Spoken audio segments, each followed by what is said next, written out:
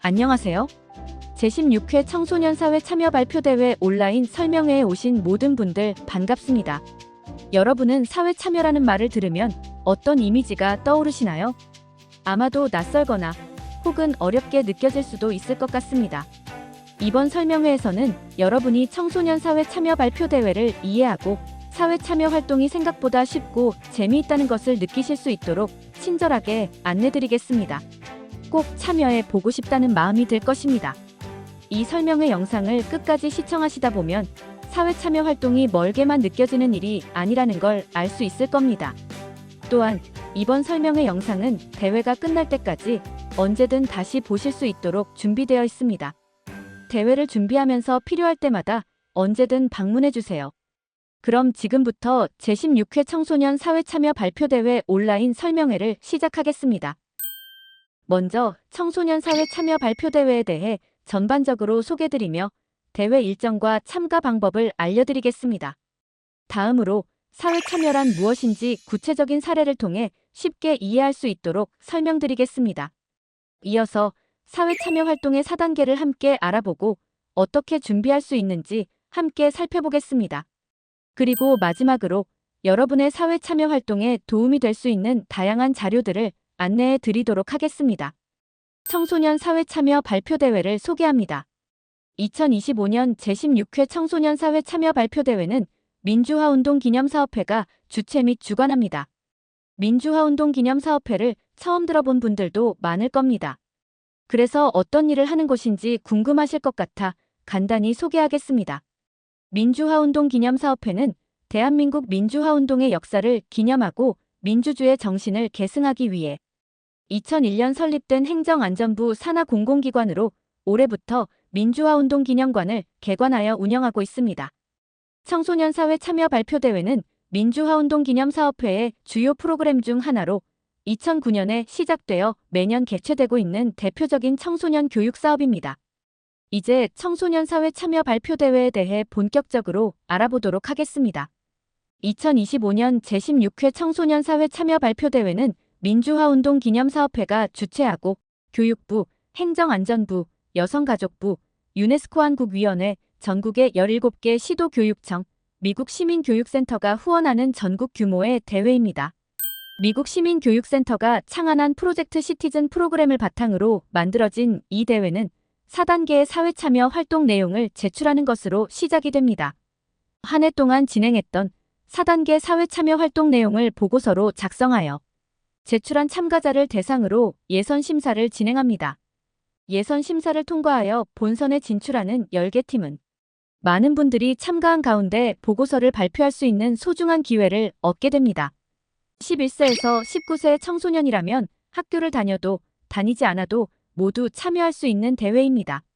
민주화운동 기념사업회는 미국 시민교육센터와 MOU를 맺고 청소년 사회 참여 발표대회를 기획하여 2009년부터 전국 규모로 개최해오고 있습니다.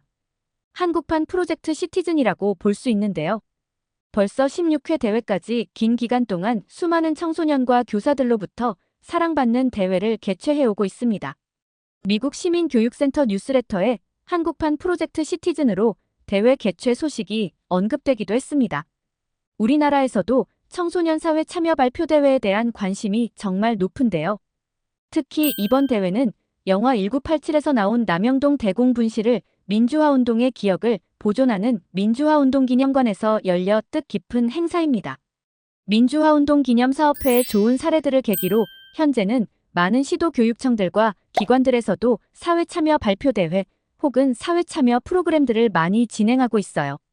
각 시도의 다른 대회나 프로그램에 참가하더라도 민주화운동 기념사업회의 사회참여 발표대회에도 참가할 수 있습니다. 다음으로 올해 대회 일정에 대해 알려드립니다. 원고 접수 마감은 9월 19일 금요일 오후 5시까지입니다. 참가 신청 및 원고 접수는 대회 홈페이지를 통해서 해주시면 됩니다. 예선 결과는 10월 10일 금요일 대회 홈페이지 공지사항을 통해 발표될 예정입니다. 본선 대회는 11월 1일 토요일에 민주화운동 기념관에서 열립니다. 문의사항이 있다면 언제든 전화주세요. 친절하게 답변해 드리겠습니다. 자, 이제 청소년 사회 참여 발표 대회에 참가하려면 무엇부터 해야 할까요? 네, 맞습니다. 먼저 대회에 함께 참가할 모둠을 구성해야 하죠. 대회에 참가하려면 사진에서처럼 4명에서 8명 사이의 모둠을 구성해야 합니다. 4명, 5명, 6명, 7명, 8명이면 다 가능합니다. 한 학교에서 여러 모둠이 참가하는 것도 가능합니다. 그리고 지도자가 필요합니다. 지도자는 학교 선생님, 시민단체 활동가, 청소년 지도사로 자격이 제한됩니다. 부모님이나 학원 선생님을 지도교사로 지정해서 대회에 참가할 수는 없어요. 청소년 사회 참여 발표 대회에 참가하려면 팀원들과 다 함께 참가 신청을 해야겠죠? 대회 참가 신청은 민주화운동기념사업회 홈페이지에 교육행사에 청소년 사회 참여 발표 대회를 들어오면 신청할 수 있습니다. 청소년 사회 참여 발표 대회 페이지로 이동하면 화면 가운데 대회 참가 신청을 클릭해주세요. 대회 참가 신청을 위해서는 휴대폰 본인 인증이 필요하며 원고 접수 수정 시에도 참가 신청을 한 사람이 할 수 있으니 반드시 유의해주세요. 만 14세 미만은 법적 대리인의 동의가 필요하다는 점 참고해주세요. 참가 신청서를 접수한 후 한 가지 더 제출해야 할 것이 있어요. 그동안 진행했던 사회 참여 활동을 보고서로 정리해서 민주화운동기념사업회 청소년 사회 참여 발표대회 페이지의 원고 접수 및 수정 메뉴를 클릭해 보고서 원고를 제출해야 합니다. 원고 등록은 위에서 설명드린 것처럼 본인 인증한 사람만 가능해요. 만약 불가피한 사유로 본인 인증한 사람이 원고 등록이나 수정을 할 수 없을 경우 언제든 담당자에게 전화나 메일로 문의주세요. 친절하게 안내해드리겠습니다.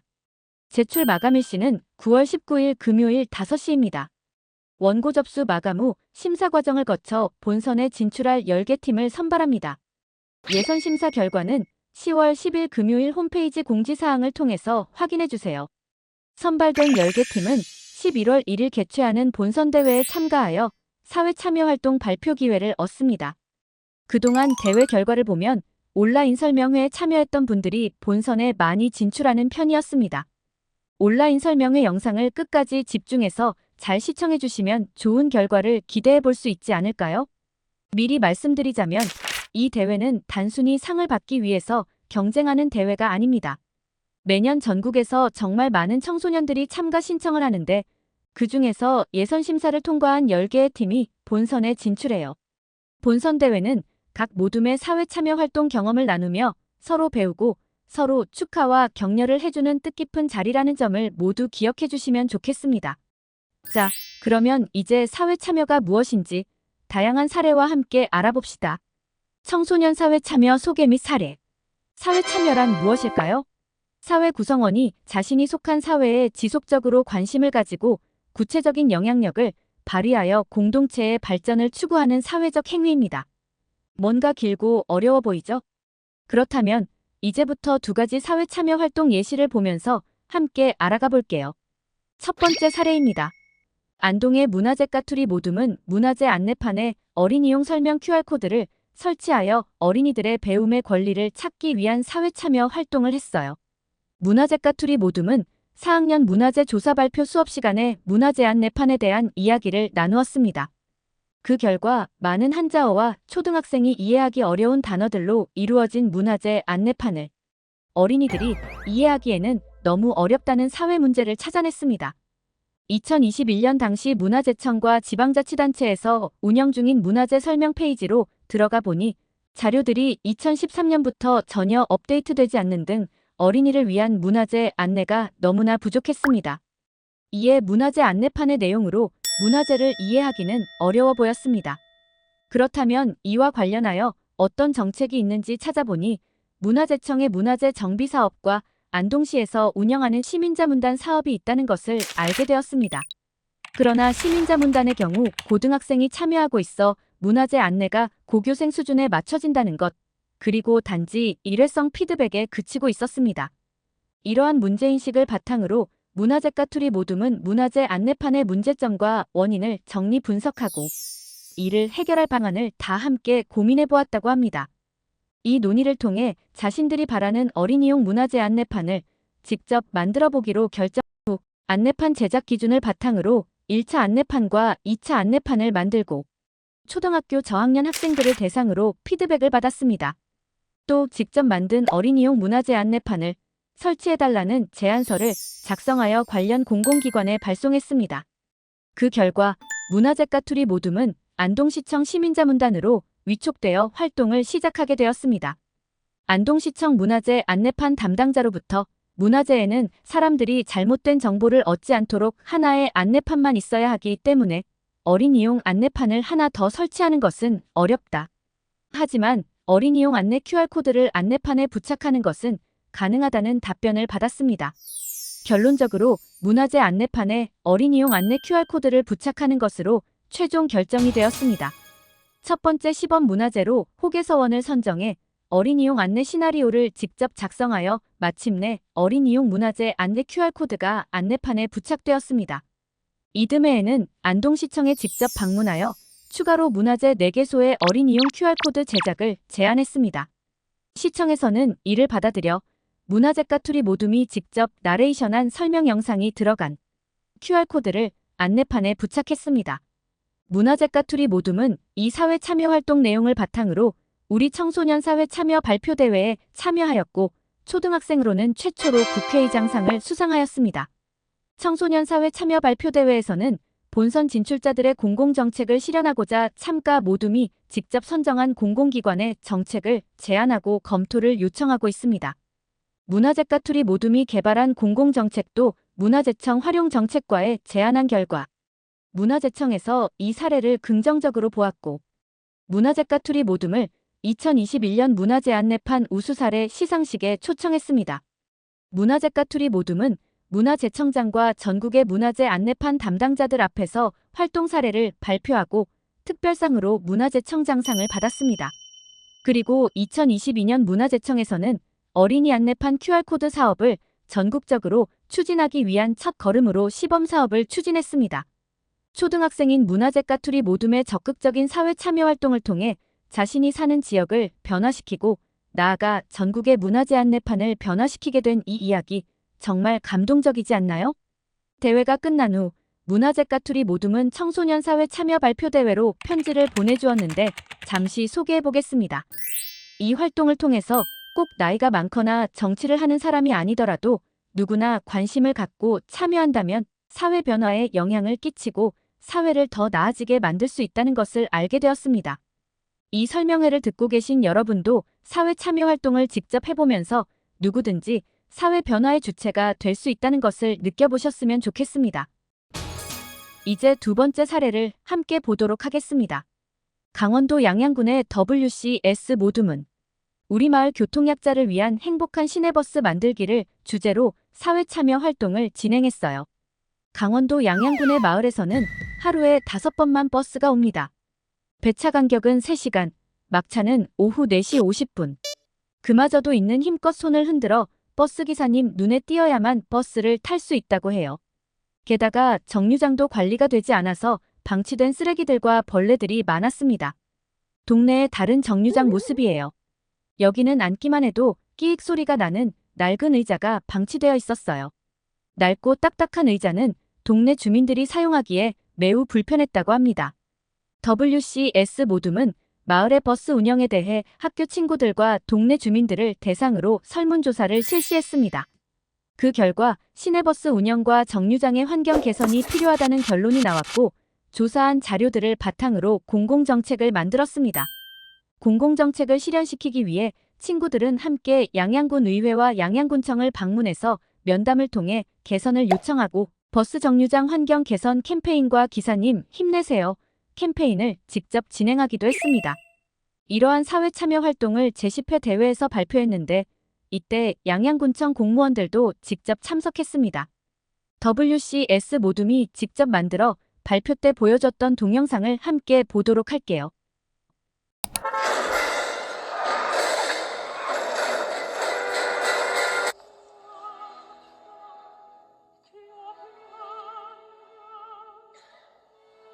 (34개) 지금까지 본 담배꽁초 개수야. 과연 내가 오늘 버스를 기다리면서 몇 개의 쓰레기를 보고 치웠을 것 같니?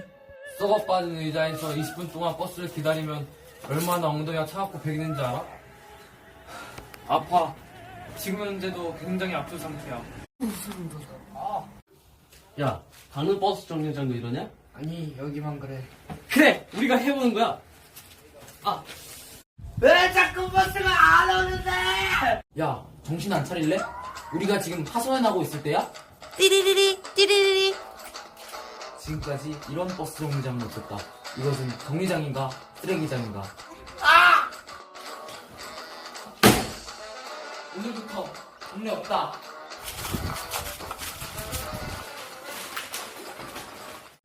마침내 WC S모둠의 노력이 결실을 맺어 오후 5시 전에 끊어지던 시내버스 운행이 연장되었습니다.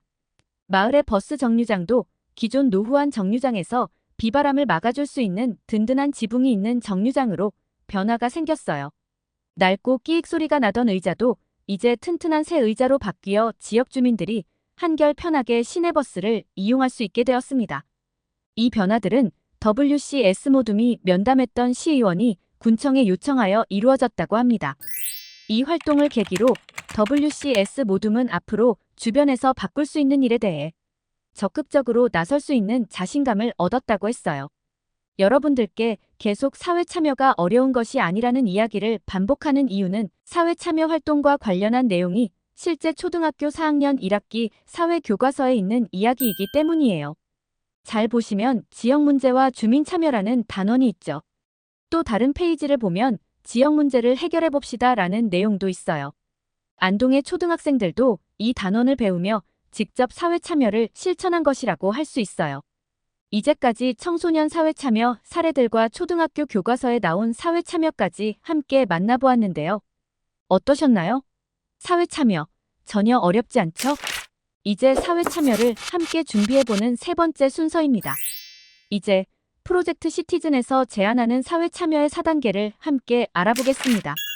프로젝트 시티즌의 사회 참여의 방법은 1단계 문제점 찾기, 2단계 기존 대안 정책 조사, 3단계 새로운 공공정책 만들기, 4단계 실천하기 등 크게 4가지 단계로 구분됩니다. 그럼 이제 이 단계들을 하나씩 밟아나가면서 사회 참여 활동을 자세히 알아보겠습니다. 앞서 살펴봤던 문화재 까투리 모둠과 WCS 모둠의 사례를 각 단계에 맞게 다시 한번 살펴볼까요? 첫 번째 단계인 문제점 찾기의 단계입니다. 내 주변에서 나뿐만 아니라 다른 사람들도 불편하다고 느끼는 문제들을 찾아봅시다. 나의 연령대 친구들이 느끼는 문제들, 혹은 우리 지역에서 찾을 수 있는 문제들도 좋습니다. 하지만 해결이 어려운 너무 넓은 주제의 선정은 피하는 것이 좋습니다. 예를 들어 남북통일 같은 주제가 있는데요. 이 경우 너무 광범위하고 적절한 대안을 찾기가 쉽지 않겠지요? 이미 많은 전문가들이 해결을 위해 매달리고 있는 주제이기도 하고요. 기존의 정책을 한 가지 선정하여 지지하거나 새로운 정책을 고안하는 것이 어려울 수 있습니다. 사회 참여 발표대회의 목적은 단순히 일련의 활동 결과를 얻는 것이 아닙니다. 이 대회를 준비하고 겪으며 자신의 주변의 사회 문제를 살피고 앞으로도 적극적으로 해결할 수 있는 계기를 만들어주는 것이에요.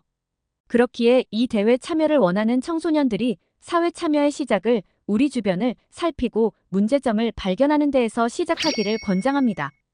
1단계 문제점 찾기. 첫 번째 단계에서 문화재 까투리 모둠은 이렇게 활동했습니다. 먼저 함께 모여 문화재 안내판의 문제점을 파악하고 어린이 문화재청과 시도 누리집을 조사하였으며 설문조사와 헌법에서 보장하는 배움의 권리에서 소외되었다는 것을 찾는 활동을 했습니다. WCS 모둠도 현장 조사와 설문조사, 군청 홈페이지 온라인 민원창에서 지역 주민들의 어떤 요구가 있었는지 조사했습니다. 우리 지역에서 나뿐 아니라 다른 사람들도 불편하다는 것을 조사하는 활동들을 했네요. 2단계 기존 대안 정책 조사. 이제 두 번째 단계입니다. 문제점을 찾았으면 나 말고도 과거에 이 문제점을 해결하고자 했던 경우가 있었는지 먼저 알아봐야겠죠? 여러분이 발견한 문제점과 관련된 정책에 대한 조사는 다양한 방법으로 진행해 볼 수 있습니다. 관련된 행정기관과 기존의 정책을 조사해보고 왜 문제가 해결되지 않았는지에 대해 고민해 본 뒤 우리가 직접 공공정책을 만들어서 제안해 볼 수 있습니다. 두 번째 단계에서 두 모둠은 이런 방법으로 조사했어요. 주제와 관련된 현행법 혹은 지역의 조례를 조사하고 현재 시행되는 정책을 조사합니다. 그리고 다른 지역이나 해외에서는 어떻게 하는지에 대해 찾아볼 수도 있어요. 이 조사 과정에서 행정기관 혹은 교수 등 전문가에게 도움을 요청할 수 있습니다. 그리고 관련 문제를 다루는 시민단체에도 문의해 볼 수 있어요. 3단계 공공정책 만들기. 세 번째는 우리 모둠의 공공정책을 만드는 것입니다. 공공정책이란 공공의 이익을 위해 정부가 만들어서 시행하는 정책입니다. 공공정책을 만들 때는 여러분만의 독창적인 아이디어로 할 수도 있고, 다른 지역에는 있으나 우리 지역에 없던 정책을 가져올 수도 있고, 혹은 기존의 정책을 상황에 맞게 조금 수정할 수도 있어요. 그리고 모둠에서 만들어낸 공공정책을 어떤 행정기관이 실행해야 하는지를 조사해보는 것도 필요합니다. 예시로 함께 알아볼게요. 세 번째 단계에서 이런 정책들을 제안했어요. 문화재 까투리 모둠은 어린이용 문화재 안내판과 이를 담은 QR코드를 기존 문화재 안내판에 부착하는 것을 제안합니다. WCS 모둠의 경우 지역의 시내버스 상황 개선을 위한 버스 공영제 및 버스 정류장 환경 개선 정책을 제안했답니다. 4단계 실천하기. 문제점을 해결할 공공정책이 수립되었다면 이 좋은 정책들을 실제 우리 사회에서 실현할 수 있도록 정부 당국을, 시민들을 설득하여야 합니다. 또한 다른 시민들도 우리의 활동과 공공정책에 공감하고 동의하도록 하는 활동들을 진행할 수도 있습니다.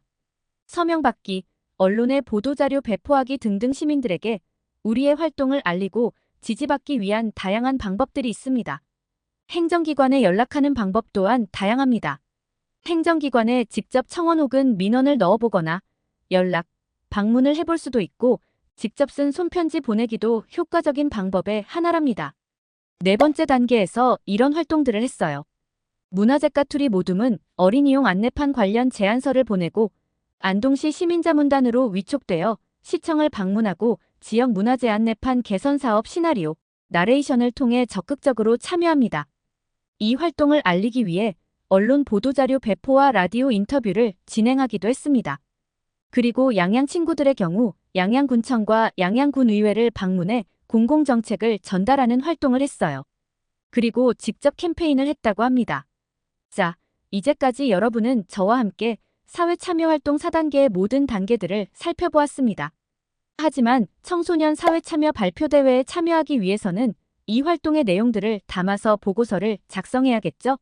대회 제출용 보고서는 기본적으로 자유양식입니다. 하지만 폰트와 줄 간격은 지정되어 있으며 페이지 수는 8장에서 12장 사이로 제한됩니다.